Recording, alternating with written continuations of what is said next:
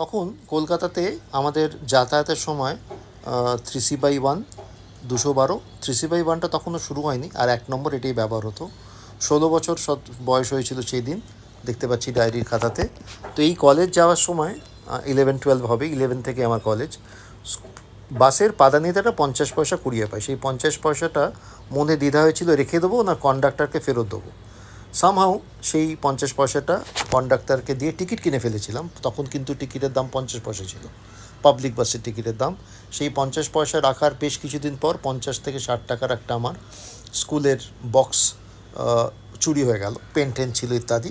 তাতে যে উপলব্ধিটা হলো, এবং সেই উপলব্ধি থেকে করলাম আর কোনো দিন অসৎ পথে কোনো দিন কিছু নেবো না।